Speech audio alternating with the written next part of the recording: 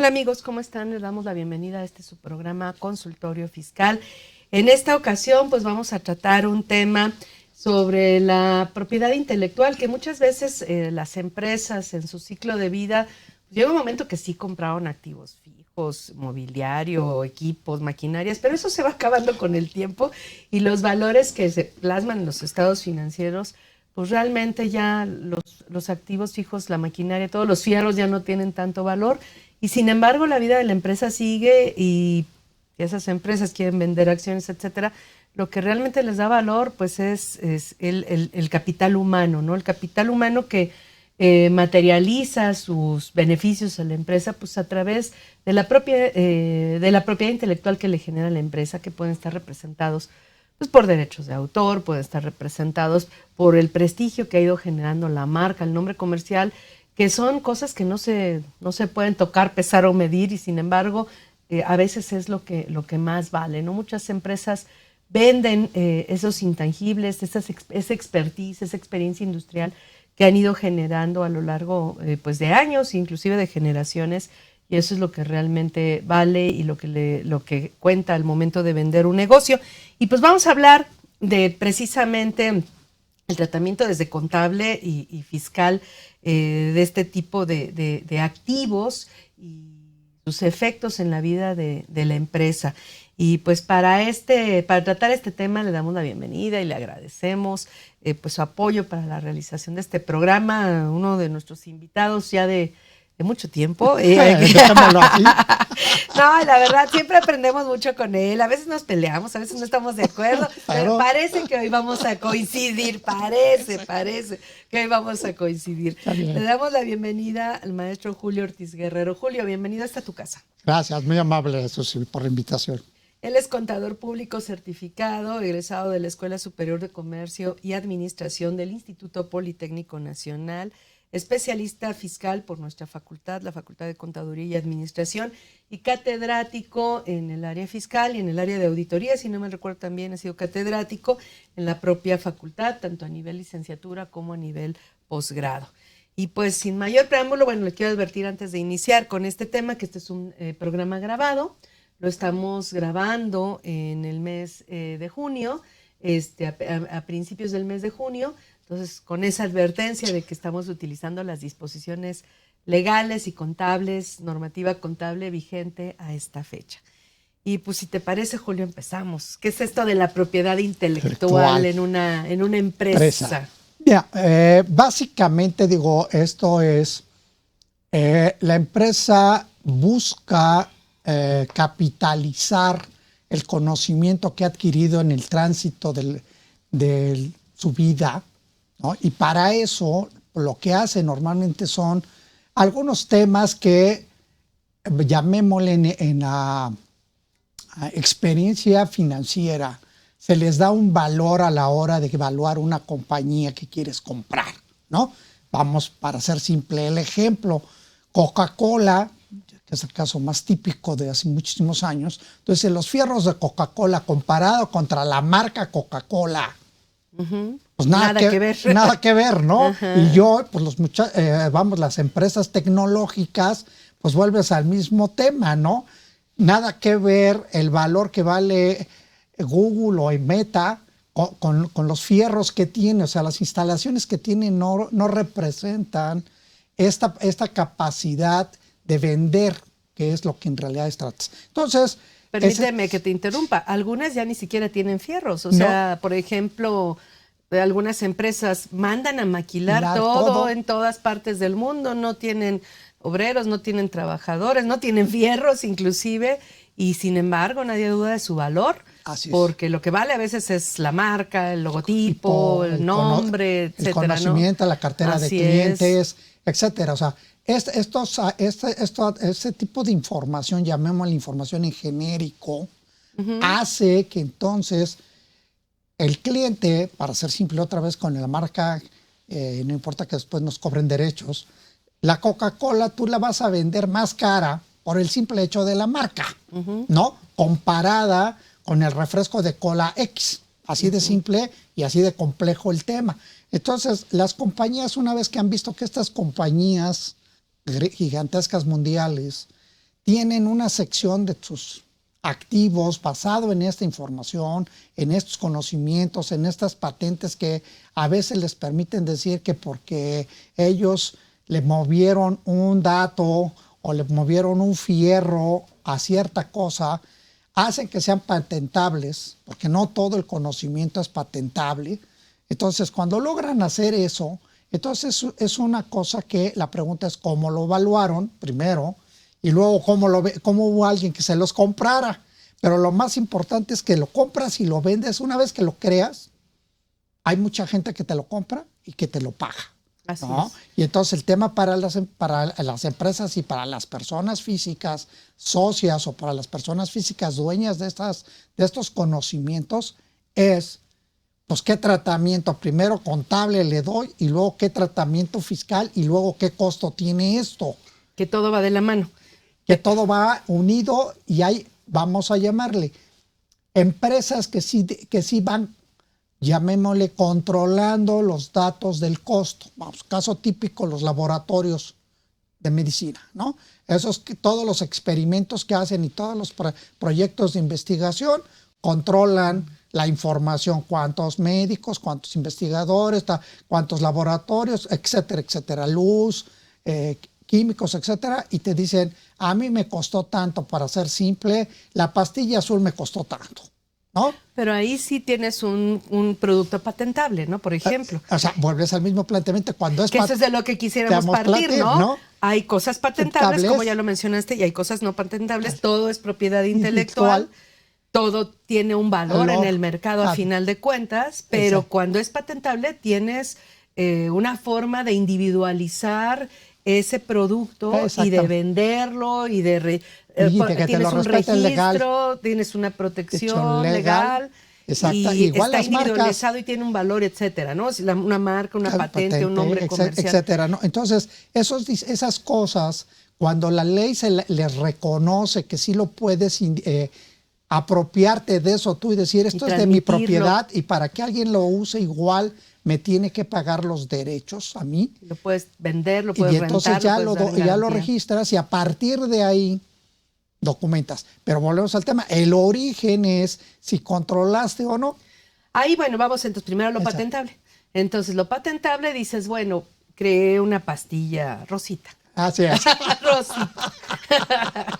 Y entonces, en ese caso, ¿qué sirve para X? Y entonces, en ese caso, pues obviamente tienes todo un historial de lo que invertiste para crear esa pastilla rosita y controlaste salarios, renta, programas que a lo mejor software que tuviste que comprar, algunas otras, a lo mejor hasta tuviste que adquirir algunas patentes que eran necesarias para poder desarrollar esto. No sé, o sea, tienes todo perfectamente controlado y sabes cuánto te costó. Y tuviste éxito y creaste la pastilla rosita. Así. Y entonces, en ese caso, esa pastilla rosita sirve para algo, no sabemos para qué, pero sirve para algo y es reconocido y así lo reconocen. No nada más es que obtengas la patente, va a estar la COFEPRIS, va a estar medio mundo involucrado en eso, organismos nacionales, internacionales, y sí, dicen, esto existe, es un bien y tiene una utilidad y valió la pena toda tu inversión y todo tu sacrificio. Eso es susceptible de apropiación. Ajá. Y entonces te dan los derechos para que tú puedas hacer con ellos lo que quieras. Y lo que vale no es la pastilla rosita, es todo la fórmula, cómo desarrollarla. Y cómo hay que hacer el trabajo y cómo hay que hacer, etcétera. Entonces, aquí el punto relevante es, obviamente, cuando hablamos de esto es igualito, si pensamos en el equivalente que hablábamos de los activos fijos, que esos sí son de tocar y de ver. Cuando tú eres el que creas la máquina, pues tú agarras cuánto te costó de materia prima, cuánto te costaron la mano de obra, cuánto te costó la luz, etc. Acá en los intangibles de este tipo, como pueden ser los desarrollos médicos o farmacéuticos, también allá te acostumbraste a que todo se hace una serie de controles. Hay un costo de adquisición. Y entonces traes llamémosle, eso no lo mandas a un resultado porque no tiene que ver con las ventas de ahorita, tiene que ver con las ventas futuras y entonces tú necesitas evaluar ese dato como las máquinas. Y ya entonces, que se materializa en la pastilla rosita. Así es, en ese momento que te reconocen los derechos de esta cuestión porque seguiste todos los procedimientos, etcétera, tú en los registros contables, todo ese dinero que invertiste en eso, para ti es el valor del activo y se va a ir a amortizar, le llamamos los contadores, contra las ventas de este producto, ¿no? O sea, su costo se manda a un activo y se va a ir desgastando, por decirlo de alguna por forma, el uso, en la medida que transcurso. vas generando ventas, ¿no? Así es. Y entonces, esa parte para todos es clara, porque desde el principio pensaste que era susceptible de ser registrable, ¿no? Problema es al revés. Cuando tú dices, esta experiencia no es registrable, o esta experiencia o este conocimiento nunca lo controlé. Vamos a ver dos puntos. Primero, no tuve éxito y lo que me di cuenta que por el camino que iba, fracasé, y esa cosa que iba a crear no resultó, funcionó. No la aceptaron y no pude registrarla. Y pues ya, se va a la basura todo el dinero que invertí porque no me va a generar ventas en el futuro. Esos serían gastos para la empresa. En el momento que ya la empresa toma la decisión de que ese proyecto no jaló, entonces lo que hace es reconoce que eso que gastó es un gasto y no un activo. Y en consecuencia, pues todo ese monto de dinero afecta los resultados del año en que la empresa toma la decisión de decir, este proyecto se acabó, ya, lo suspendemos y estamos en otros, ¿no? Y en ese momento, primero tienes que, a la hora de hacer esta partida extraordinaria en los estados de resultados, explicas qué fue lo que pasó en términos de desde dónde reconociste dinero. ¿Por qué? Pues porque de pronto traes 5, 6, 10 años. No es algo que pase de un día para otro. Y entonces el impacto en los resultados sí se puede ver muy complicado. ¿Cuántos años se han tardado con hacer la vacuna para el COVID? No en México, digo, y es un proceso natural, no estoy discutiendo nada, pero así es. Así es, y no puedes cuestionar quién es el que toma la sabia decisión, sino hasta que pues, los que saben de eso te dicen, ya no encontramos más soluciones. Aquí hay que acabar, ya el proyecto no se le autorizan más recursos, aquí se acabó, mandas a resultados y ahí se acabó la historia de ese valor, de ese bien. Eso no significa que cuando tú estés desarrollando otro producto o otra idea, de pronto algo que estudiaste o algo que hiciste allá, lo jales. Porque todo es a base de no servía para A, pero sirve para B, ¿no? Y sí, entonces... aquí la discusión es si ya reconociste que era gasto, pues ya no puedes mandarlo capitalizar. Vas a capitalizar los nuevos desarrollos que hiciste. Una aclaración que es capitalizar para quienes no están familiarizados con el tema es, lo vuelves un activo. O sea, de gasto se convierte en activo. O sea, de erogación se vuelve activo. ¿De acuerdo? Es un activo y la empresa reconoce ese activo como parte de su estructura de activos. Ya lo habías mandado a gastos porque decías ya no sirvió, pero luego resulta que te acordaste que allá tenías todo un desarrollo que si no servía para aquello puede servir para esto. Y finalmente esto se consolida, esta otra pastillita se consolida. Y entonces, ¿qué pasa con eso que ya habías llevado a gastos? Tienes dos versiones del tema. Lo dejas en los resultados para que no haya mayor problema y simplemente los nuevos datos y los nuevos gastos que tuviste a partir del proyecto B, esos son los que va a valer este activo en términos del activo en la compañía, ¿no? Aunque tú reconozcas que esto otro forma parte de esto, porque si no tendrías que revertir el asiento a gastos y mandarlo capital. ¿Qué podría ser esa la otra posibilidad? Y esa sería la segunda posibilidad. Si los gastos desarrollados son muy altos de ese proyecto inicial que fracasó y ahora que está en el B es parte fundamental de B, pues entonces reconoces el dato y echas para atrás el asiento, ¿no? Y como cualquier corrección contable, explicas. Esta es una corrección a lo que hicimos hace 2 años, hace 1 año, porque ahora encontramos que esta información o estos trabajos previos nos sirvieron para desarrollar este producto B, ¿no? Entonces, todo depende qué haces, pero eso es cuando tú controlas, ¿no? Desde el origen. Si tú no controlas, pues puede ser que hagas el desarrollo y tú inicialmente todo lo mandaste a resultados, porque para ti nada más era simplemente trabajen, hagan experimentos, pero no controlamos la información. Hasta que no tengamos solucionado el tema, no vamos. ¿Y cuando tenemos solución? Cuando llegamos a los registros legales y pasamos todas las pruebas que nos piden si los organismos reguladores para decirnos si es patentable, si te puedes quedar con eso tú y si es susceptible de que tú después puedas ceder, usar, etcétera, es este bien intangible. Si es hasta este momento, pues todos los gastos que mandaste ya los mandas a resultados, todo es ingreso. Cuando mandas, ¿qué va a ser ingreso? El momento en que empieces a vender la pastillita, el momento en que le cedas los derechos a otro para que fabrique la pastillita. Que ahí sí se tiene que reconocer el costo. Lo ideal sería revertir ese tratamiento contable, aunque venga de años anteriores, ¿no? El tema es quién es el guapo que se va a poner a buscar toda esa información si los controles no los tenías, los ¿no? controles no los tenías. Entonces, es un tema en donde, obviamente, cuando tú estás en una empresa, volviendo al planteamiento, cuando tú estás en una empresa que se dedica a la investigación en cualquiera de las áreas, normalmente sí controlas. Todo va a estar controlado. Pero los que somos que, oye, entré para ser simple el ejemplo. Yo hice una panadería y me puse a hacer pan. Y de pronto le pego al bingo de cómo acomodo el azúcar y cómo acomodo la harina y cómo, etcétera. Pero eso no era tu objetivo. Tu objetivo es ser panadero. Entonces tú dices, la verdad es que no supe ni cuánto me costó hacer esto. Simplemente en el camino fuimos experimentando hasta que encontramos y hicimos un producto nuevo que nadie tenía una patente de eso y que nosotros la forma de hacerlo no lo permite. Volvemos al tema. Si tienes forma, vas y jalas la información. Si no la tienes, simplemente dices... Se quedan los gastos como están. Como están, y yo tengo unos derechos, y entonces el ingreso sí, es... registras el activo, eso sí, aunque con un valor mínimo. Con el registro, del pago del registro. Alguna cosa de esas, ¿no? Y entonces tú dices, esto ya... se llevó a gastos. Se llevó a gastos y ahora los ingresos son las ventas que obtenemos de este producto. Nada que restarle. Nada que restarle. Bueno, entonces, los costos, pero no nada por el intangible. ¿No? En sí mismo, el intangible, es decir, no hay nada que decir que tiene ese valor. Y el otro es cuando tú no tienes las capacidades económicas para un desarrollo industrial, ¿no?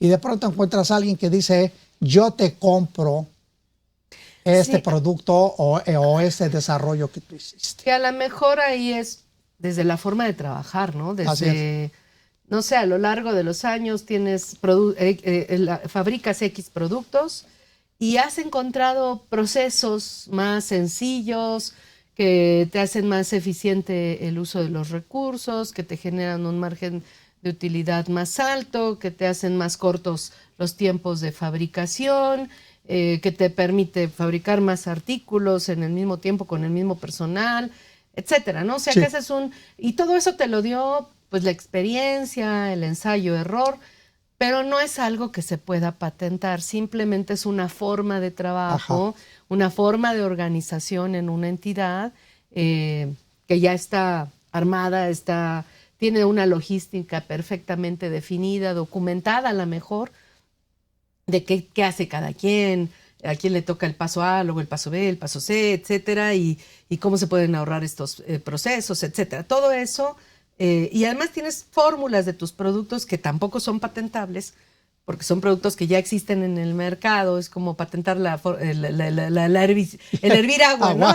Pues no, ¿verdad? Entonces, son procesos que ya existen en el mercado, son productos que ya existen en el mercado que no... lo producen en empresas, no es un producto patentable. Es un conocimiento ya que todo mundo tiene. Adquirido por todo mundo, del dominio público prácticamente. O sea, a lo mejor generalizado, no del dominio público, pero sí generalizado en el ramo de la industria del que estemos hablando. Y bueno, entonces eso, a final de cuentas, llega un día en que si la empresa se vende, tiene un valor. Sí. Pero eso no está registrado, no genera un registro que diga, esto es mío y lo voy a vender y ahora es tuyo, etcétera, ¿no? Simplemente es una experiencia y un conocimiento acumulado que sí tiene que le da un valor a la empresa, pero que no está individualizado, reconocido, no está protegido por un ente público, reconocido como tal. Sí se registra en parte, lo puedes registrar ante la Secretaría de Economía, ante el Instituto Mexicano de Propiedad Industrial particularmente, pero no, el registro es simplemente para proteger derechos, no para crear un antecedente de quién tenía los derechos, pero no te protege como la protección de una marca o de un nombre Así comercial, ¿no? A lo mejor yo soy taquero y registro cómo hago mi salsa de Exacto. chile habanero, que es lo que le da El valor a mis éxito. tacos, ¿no? Es el éxito de mis tacos, pero no es que exista una patente de Sí, la salsa de no, habanero, no. simplemente es cómo hago yo la salsa de habanero, ¿no? Mi proceso de la salsa de habanero. Y a lo mejor si alguno de mis empleados quiere poner su taquería y usar la misma fórmula para la misma receta para la salsa de habanero, pues de alguna manera yo puedo decirle, oye, pues tenías un acuerdo de confidencialidad o este registro, esto ya estaba registrado por mí de alguna manera, entonces que hay un antecedente Así ante la es. Secretaría de Economía. O sea, ante hay el cosas INPI. que sí puedes proteger y cosas que no puedes proteger. Pero puedes registrar al menos. Bueno, entonces, las que no puedes proteger nada más es registrable, pero no es de apropiación. Es simplemente hiciste el trámite administrativo para justificar que existe una serie de cosas que tú dices que es una experiencia Y que es parte industrial de tu negocio. y que es de tu negocio, ¿no? Entonces, en ese segundo caso, primero, no hay un activo, para empezar. Segundo, Porque no es susceptible de apropiación. desde apropiación inicialmente. Número uno. Ajá. Segundo, solamente cuando lo vendes a un tercero, ese tercero sí va a poder registrar esa experiencia porque a él sí le costó dinero, es decir, él identifica. Pagó una cantidad específica por eso. Así es. Es igual que si yo le compro la marca a Adidas, ¿no? Se la compré. Él fue el que la desarrolló, pero yo quiero comprar la marca Adidas. Entonces me dicen, sale. Usted no hizo nada, compañero, por la marca, simplemente la compró. Igual tiene un costo de adquisición. Y ese es el que mandas registrar como cualquier erogación que sacas de la una entidad. Maquinaria, un camión, así lo registro. Exacto, igualito. Y aquellas experiencias industriales registrables, pues obviamente cuando las vendes ya no están en tu activo. Es decir, ya nunca fueron de tu activo en términos contables. Porque no tenían un costo. Porque no hubo un control de costos y porque no pudiste, vamos a decir, a individualizar qué cosa era de ese trabajo que tú lograste tener. No hay una patente, no hay una... No hay nada, simplemente tú dices, al paso de 10 años o de 20 años de hacer chile habanero, aprendí a hacer esto y ya lo plasmo para que todos mis empleados sepan cómo se tiene que hacer el chile habanero, porque ahora yo ya no lo voy a hacer, ¿no? Esa parte de la historia, otra vez, las normas contables internacionales te dicen, si usted fue el que desarrolló esta experiencia y no controló los costos, usted no puede ponerle un valor usted y ponerlo en el activo, porque bajo la teoría contable, si usted le pone un cargo, llamémosle experiencias industriales, ¿no? En el activo. En el activo te dicen, ¿y ahora qué le va a abonar? ¿No? Y entonces nada más habría dos soluciones teóricas. Una solución es una aportación del socio y la otra es un ingreso de la empresa, ¿no? Pero en esos dos casos te dice, esa evaluación que usted está haciendo no tiene sustento porque usted no controló la información. Entonces, en ese sentido, la norma financiera te dice, el cuate que tiene el intangible no puede registrarlo. Si el señor lo que hizo fue una cartera de clientes y sabe cómo llegarle al cliente y tiene esta lista y tiene este procedimiento para que ese cliente le compre, no es susceptible de que la empresa diga, el valor de mi cartera de clientes vale tanto y lo mando al activo y lo abono a sepa Dios dónde. Lo que sí te permiten es, oye, Juanito Pérez quiere la cartera de clientes que yo tengo. Se la voy a vender. Yo se la vendo y entonces le digo, mira, tú, es estos son las personas importantes, este es cómo le tienes que tratar, etcétera, y le das todo un manual de cómo tiene que tratar a ese cliente y cómo. Esa venta, sí es un ingreso para ti. Para el otro... Es un costo. Es un intangible porque él dice, pues yo compré esta cosa. Primero, no es tangible porque pues es una lista, son una serie de experiencias y me dan la información, ¿no? Entonces, pero como le costó, pues la capital la pone otra vez en los activos de la empresa porque tuvo que sacar dinero de la empresa para comprarlo. Y entonces el cargo al activo con el abono a los bancos, ¿no? Y ahí sí hay un costo, y hay un comprobante fiscal que ampara la operación. Que déjame decirte que yo ya tuve una operación de una empresa que facturó este tipo de experiencias industriales que son intangibles, aunque no son registrables. Obviamente reconoció el ingreso porque no tenía pues prácticamente costo. Nada. Pero sí se nos presentó un problemita al emitir el comprobante fiscal, porque no encontramos una clave producto servicio del SAT al momento de elaborar la factura. No había una clave para venta de intangibles. Sí había uso de marcas, servicios de registro de marcas, etcétera, en servicios jurídicos, creo, pero no había propiamente la venta del ingreso por la cesión de derechos sobre esa experiencia, ¿no? O sobre intangibles en general. Entonces sí creo que ahí es un llamado para la autoridad fiscal que revise su catálogo de productos de bienes y servicios con los que se hacen las facturas, porque además, curiosamente, la autoridad dice que eso es uno de sus principales objetivos, vigilar en los planes maestros de fiscalización. Tiene el ojo puesto sobre las operaciones que se realicen sobre intangibles. Yo me pregunto, ¿cómo los va a fiscalizar si ni siquiera clave producto servicio tiene claramente en el catálogo de claves producto servicio? Exacto, ¿no? Entonces, volvemos al tema. ¿Por qué no era importante? Porque a lo mejor en los años 80, 90 no teníamos ese expertise. Segundo, en el comercio debemos recordar que el catálogo del SAT está basado en las reglas de la Organización Mundial de Comercio. Entonces, allá tienen un super catálogo que es probable que allí exista, pero el SAT lo que hizo fue abreviar parte de ese catálogo y nada más nos puso unas cuantas cosas, y el problema que traemos todos es, desde que se originó este asunto, no ha vuelto a revisar su catálogo. O está mal traducido, a lo mejor también. No, y vuelves al tema. Dices, ellos, aquí la única ventaja teórica que tienes es, si no me pongo el más cercano. Vamos a suponer que tú pones marca y te dicen, no fue una marca, y tú dices, pues es lo más que se le parece, mano. O le pones el que no identificaste, que no encontraste, que digo, a final de cuentas, esa podría ser una alternativa y perfectamente válida, ¿no? Porque sí, si ya revisé de 1000 formas y de verdad que no fue una persona, varias personas hicimos de 1000 formas y no encontramos más que servicios, por el lado de servicios de registro, pues mejor optas por ponerle el no lo encontré, ¿no? El genérico que localizas y dices, con este genérico. Y luego planteas el problema al SAT y le dices, a ver, maestro, yo hice esto y esto y esto y esto, y lo que hice fue emitir un documento con esta clave.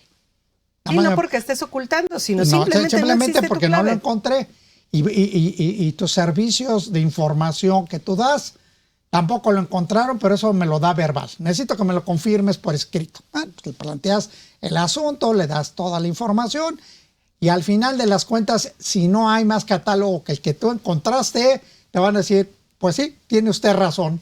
Esta es la clave que le puede atar. Porque hoy por hoy no tenemos clave específica, ¿no? Así es. Entonces, eso ayuda primero a decirle al SAT que tiene que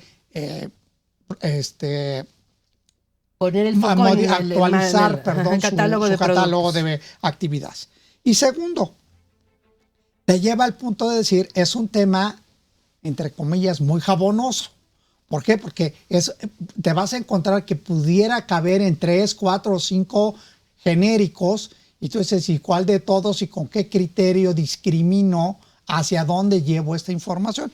Pero independientemente de que el comprobante del SAT no pudiera tener ese valor, lo que te va a dar sustento a lo que tú estás haciendo es el contrato entre A y B, porque ahí es donde vas a decir exactamente qué es lo que le estás dando.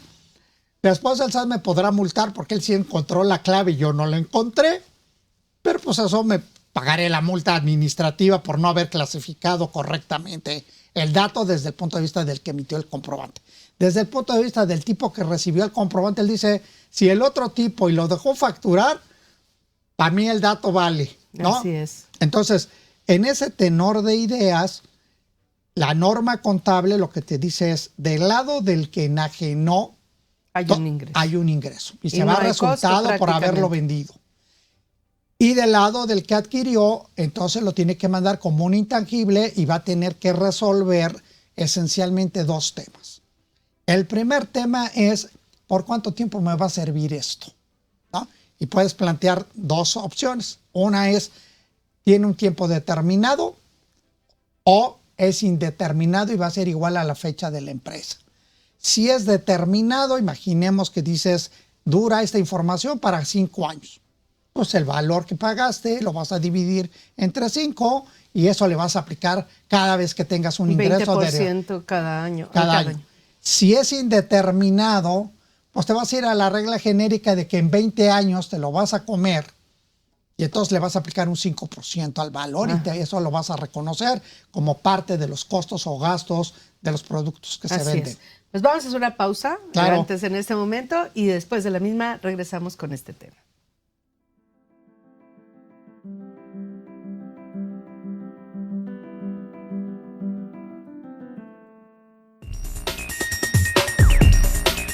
La revista Consultorio Fiscal en sus distintas ediciones presenta interesantes artículos escritos por distinguidos especialistas, quienes revisan y analizan temas de índole fiscal, jurídico, laboral, contable financiero y de prevención de lavado de dinero. Asimismo, incluyen artículos adicionales elaborados por expertos en la materia, así como un resumen quincenal de las principales disposiciones del Diario Oficial de la Federación. Todo esto forma parte de los diferentes números de nuestra revista Consultorio Fiscal. Puedes suscribirte a través de la tienda electrónica publishing.fca.unam.mx o en la revista electrónica consultoriofiscal.unam.mx. Bueno, entonces estamos hablando de estas experiencias industriales que pueden estar registradas ante el Instituto Mexicano de Propiedad Industrial, pero que no generan un producto que tenga un título de propiedad, como puede ser una marca, un nombre comercial, una patente. Entonces, en ese caso, estos, pues sí, forman parte de la vida de la empresa, tienen valor económico, pero contablemente, pues no están registrados con un costo. Y entonces llega un día en que a lo mejor te lo compran, porque hoy se venden todo ese tipo de cosas y tienen mucho valor. Claro. Digo, las bases de datos. ¿Quién va a discutir eso, no?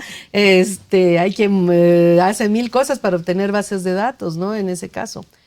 Y entonces lo vendes, pero no tienes costo, pues tienes que reconocer todo esto como ingreso de alguna manera, ¿no? Quien vende va a reconocerlo como ingreso y quien compra sí va a tener ya un costo de adquisición porque lo pagó, tiene un comprobante por la adquisición, lo va a registrar como un activo intangible y en el futuro, y lo va a amortizar en su caso. En su caso, así es. Y así va a ser en ese supuesto.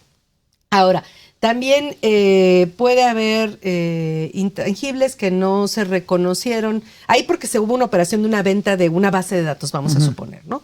Y quedó perfectamente claro. Pero puede haber también operaciones donde se compran, se fusiona una empresa con otra, o se compran todas las acciones de una empresa por parte de otra empresa, y entonces esa empresa, la que compró a la otra empresa o la que la absorbió vía la fusión, pues va a reconocer todos los activos y ahí va a haber, se van a encontrar con estos intangibles que no están registrados en la contabilidad de la empresa que los creó, pero pues ya con el precio de la compra de las acciones de la empresa, pues ya tienen un valor y ahí sí ya les va a dar un valor y los va a registrar, ¿no? En ese caso va a ser en una adquisición de negocios, sí se reconocerían esos y tendrían parte del costo de los bienes, pues sería parte del costo de la empresa, ahí entras, ¿no? al tema que le llamamos genéricamente el crédito mercantil, ¿no? El crédito mercantil puede ser uno de esos o puede haber este tipo de situaciones también. En el caso del crédito mercantil, ese asunto tiene dos vertientes. La parte financiera, en donde sí te reconocen que lo puedes meter a los activos, porque se supone que le estás pagando más entre lo que valen los activos de la compañía del balance comparado con el precio que tú pagaste. Imaginemos que los activos de la compañía valen 1000 y tú pagaste 1500, para ser simple el tema. Esos 500 es crédito mercantil y entonces tú dices, estoy comprando. Tuvo un costo. Tuvo un costo y esos 500 que yo estoy comprando, que están superior, el valor es superior al valor de los fierros o de los activos que tiene la compañía, esos 500 los voy a ir a amortizar nuevamente. Tienes que parte del activo. Parte del activo del adquirente, ¿no? Porque pagó más caro contra los activos que tenía el ente que estaba tomando. sea en una compra directa de acciones o sea en una fusión, en la forma en que tú estás pagando más de lo que valen los activos que tiene reflejados la empresa. En ese sentido, la parte contable no tiene conflicto. La parte que tiene conflicto es la fiscal. La fiscal no acepta la ley de renta que el crédito mercantil sea susceptible de ser deducible, ¿no? Ahí entramos con un primer conflicto entre lo fiscal y lo contable. Exacto, entonces ahí es donde la empresa que compra, cuando compra crédito mercantil, le tienes que decir, chaparrito, te recuerdo nada más que esto contablemente va a impactar, pero es una partida que todo el tiempo, mientras dure la amortización de este crédito mercantil, nosotros no vamos a poderlo deducir y tendremos que aceptar esa parte de la historia. Entonces pagaremos como sobre una utilidad más grande para efectos fiscales que para efectos contables, ¿no? Esa es una parte. Esa es una parte. La otra parte que tiene que ver con esto es quién es el que se queda con ese famoso crédito. Y volvemos al tema, es el adquirente. No lo puede el que compró la compañía o el fusionante, si estamos en una fusión. ¿Por qué? Porque otra vez él es el que está pagando. En unas paga con dinero y en otras paga con acciones, pero al final la paga, ¿no? Ese es el que puede reconocer este intangible. El cuate que tiene el que vendió el negocio, la empresa que desapareció por la fusión. No.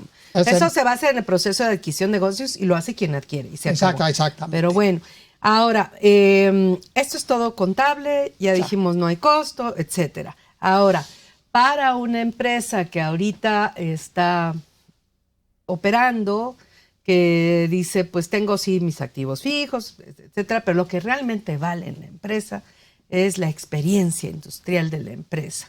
Y entonces, en ese caso, últimamente se ha dado la idea de que esto se tiene que reconocer como un activo. Así es. Y bueno, obviamente se le da un valor, o sea, se puede registrar ante la Secretaría, ante el Instituto Mexicano de Propiedad Industrial, lo evalúan, lo reconocen como un activo y obviamente eso se va contra el capital contable, ¿no? Capital social. Sí. Ajá, y hasta se les dan acciones a los accionistas por eso, ¿no?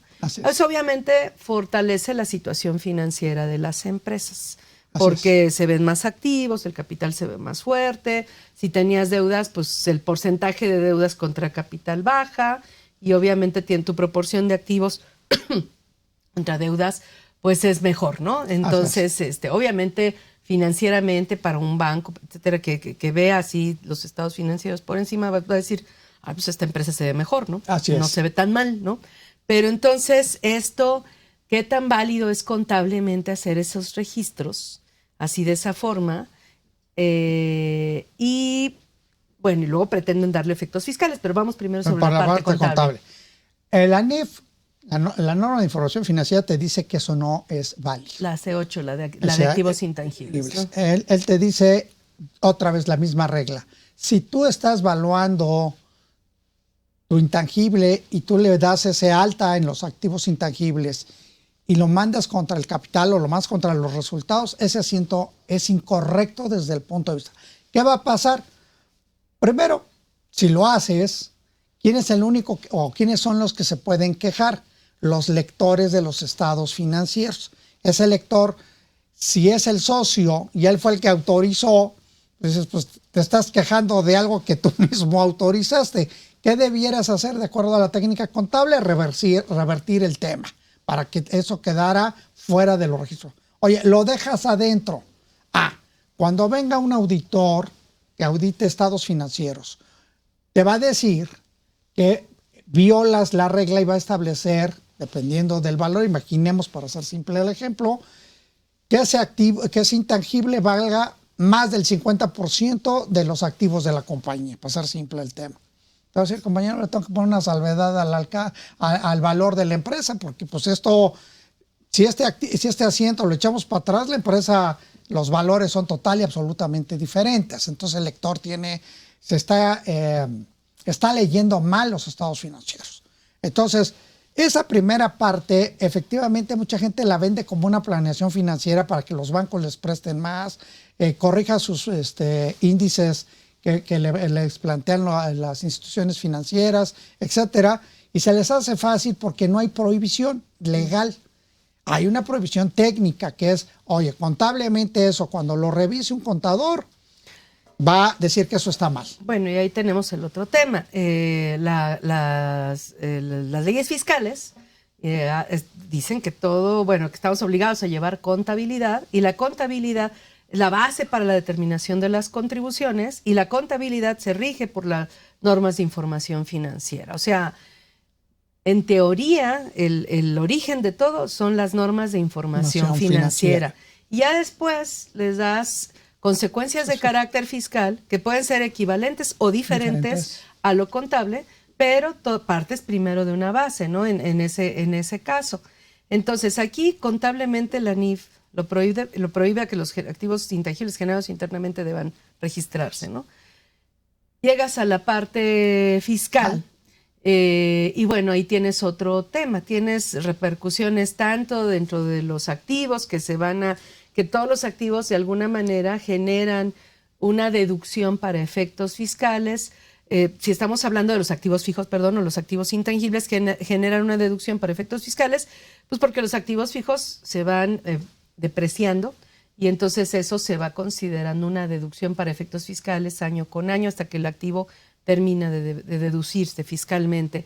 Y en el caso de los activos intangibles, que ahí no le llamamos intangibles, le llamamos gastos, cargos diferidos. Y hay una partida que es pues un tanto diferente, que son las erogaciones en periodos preoperativos, que eso es una partida de carácter fiscal, ¿no? En ese caso.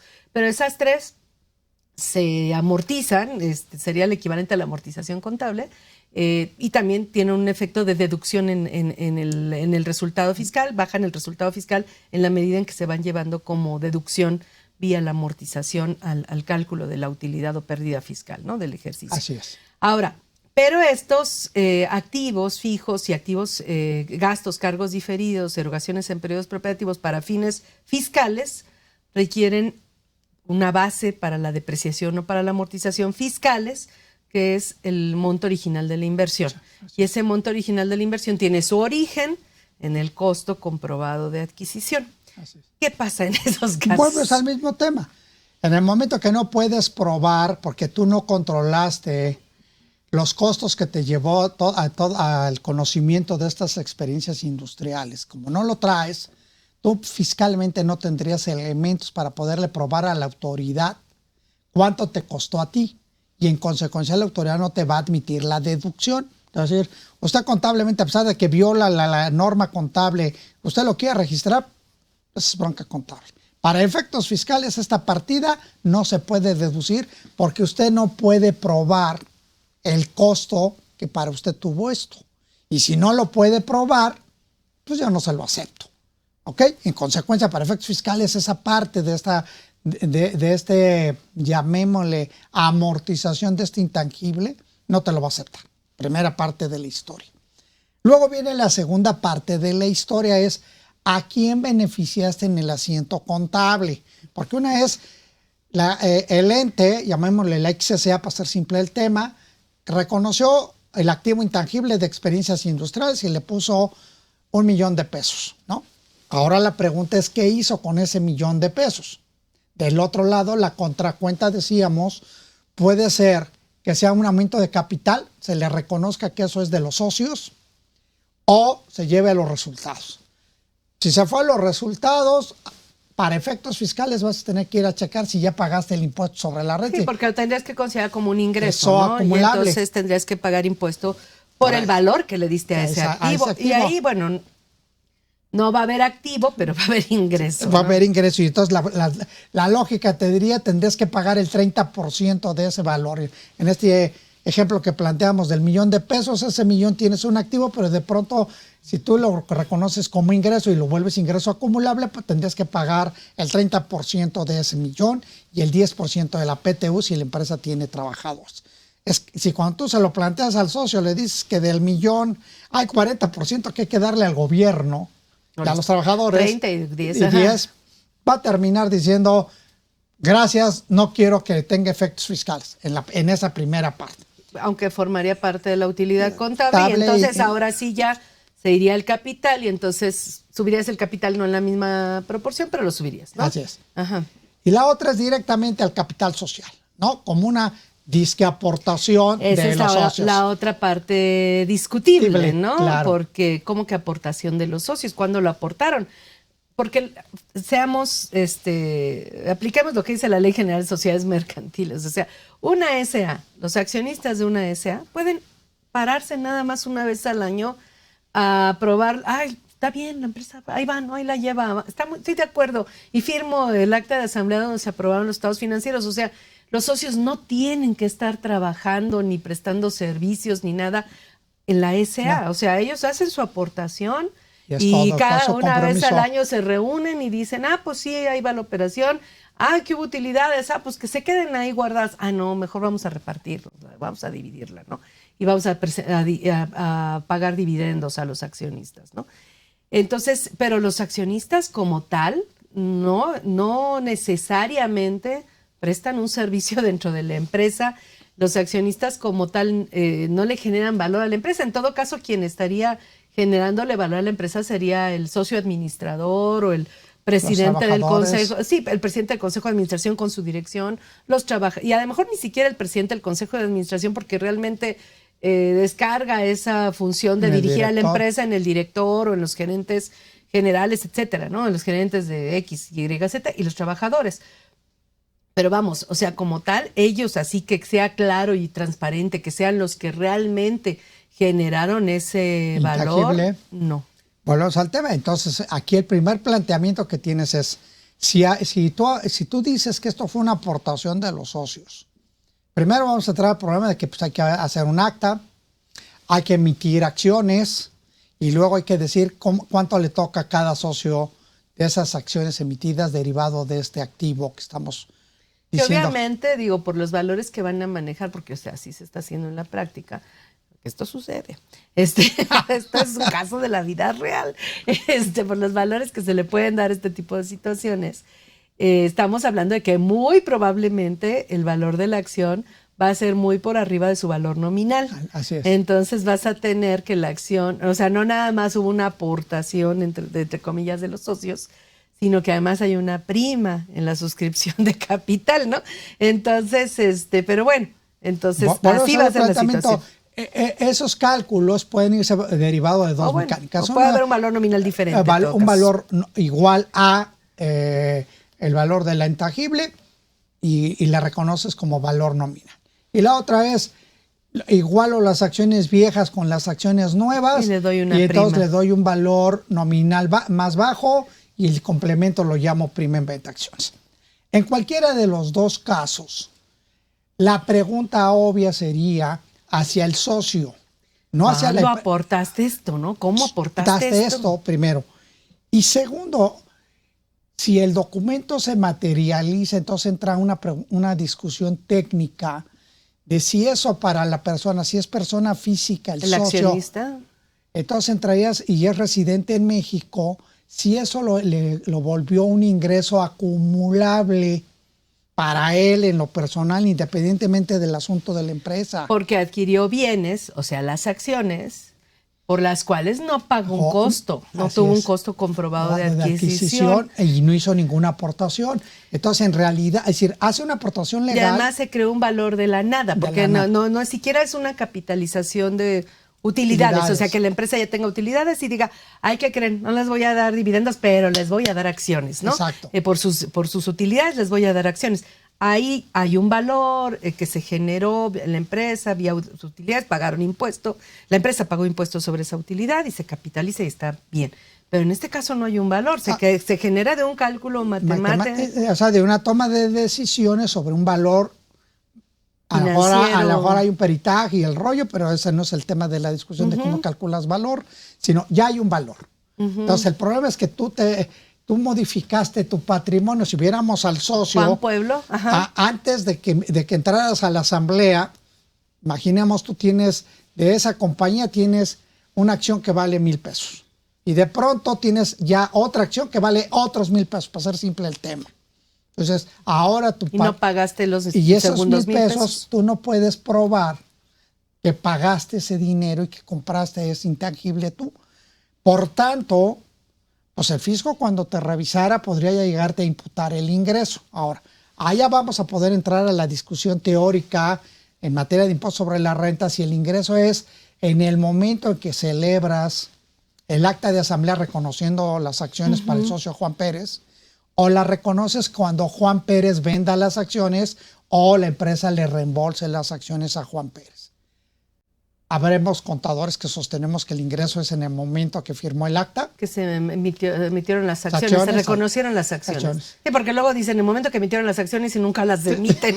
Y dices, bueno, no me refería a eso, perdón, ¿no? Al acta en donde se le reconocen esas acciones como parte de su patrimonio. Esa parte, si es ahí, pues entonces implica que en este imaginario de los 1,000 pesos, tú tendrías que pagar, dependiendo lógicamente, cada persona física puede tener una tasa de impuesto diferente, pero en promedio vas a estar entre el 20 y el 30%, dependiendo de tu nivel de ingresos anual. Entonces, te dieron una cosa de 1,000 y tú tienes que ponerle ahora sí, si tú reconoces que sí, que es tuyo el ingreso, pues entonces le tienes que meter 30 pesos, 30%, son 300 pesos, y se los tendrías que entregar al fisco en el año siguiente a que te hiciste del ingreso, más tardar. De las acciones. De las acciones. Y la otra es, oye, me espero a cuando las venda y ahora sí un tipo distinto a mí me compre las acciones de la XSA y me pague estas acciones de 1,000 pesos. Que no tienen que no van a tener costo, y entonces la utilidad va a ser los 1,000 pesos para no entrar ahorita en los cálculos complejos de costo de acción. Pero no pagaste nada por ellas. Y entonces las vendes en 1,000 pesos, pues vas a pagar 1,000 pesos sobre 1,000 pesos de ingreso. Ese es el tema que yo creo que ahorita que han estado mucha gente vendiendo estos servicios, no es lo que no le queda claro a la gente. La gente nada más ve el asiento contable. Está muy bonito. Ve las acciones físicas y ve que su balance se ve hermoso bonito, porque ya está más grande el capital. Y al final del año no le dicen hay que pagar el 30% de ese asiento que hicimos. Problema es cuando ya llegas al momento de vender la compañía o llegas al momento de liquidar la compañía por 20,000 causas, que no es el tema, o llegas a que te reembolsen porque ya no se necesita ese capital en la empresa. En ese momento, cuando te dicen que esos 1,000 pesos no tienen costo y que como ahorita sí te van a dar los 1,000, ya sea en un reembolso o ya sea porque te las compra un tercero, ahí sí vas a recibir dinero y te digan, ahora hay que pagar el 30%. En ese momento te quedas impactado porque pensaste que no iba a haber problema, que iba a ser la diferencia entre el precio de venta y el costo. El problema es que el costo no te lo va a reconocer el fisco porque otra vez ese intangible no tuvo costo. Así es. Y en consecuencia ahí es utilidad todo el precio de venta. Y hay otro tema ahí. Las cuentas fiscales que lleva la empresa, porque la empresa lleva 2 cuentas fiscales, una por las utilidades que va acumulando desde el punto de vista fiscal, utilidades netas, y otra por el capital aportado a la empresa que se va actualizando. Y en este caso que tiene, pues sí tiene acciones emitidas por este movimiento que se hace, donde se reconocen estas acciones que derivan, entre comillas, del reconocimiento de valor de estos intangibles, que sale un valor, de repente se calcula y dice, esto vale tanto, sin haber un pago ni una transacción de por medio. Entonces, en ese caso, pues esas acciones, ese capital va a estar contablemente, pero no debería estar fiscalmente porque no hay flujo de efectivo, como tal. Sería discutible también esa parte, vuelvo al tema, me parece que está muy endeble la idea de que sea capital de aportación y que tienes derecho a la actualización de eso y que cuando se reduzca el capital te reconozcan los 1,000 pesos actualizados. Me parece que en el momento de entrar a la sustancia de cómo te hiciste propietario de los 1,000 pesos, podríamos discutir de que aportaste este bien intangible, ¿no? O sea, podría entrar a esa discusión diciendo que si hay una aportación, porque él aportó eso. El problema es que en el fondo del tema, a mí me parece que habría 2 temas que no podrías probar. Es cómo es posible, imaginemos que tuviéramos 5 socios y cada socio representa el 20% y de este intangible a cada uno le dan el 20% porque es lo que vale para que no se deshaga la proporción de socios. La pregunta sería, ¿cómo pueden probar cada socio?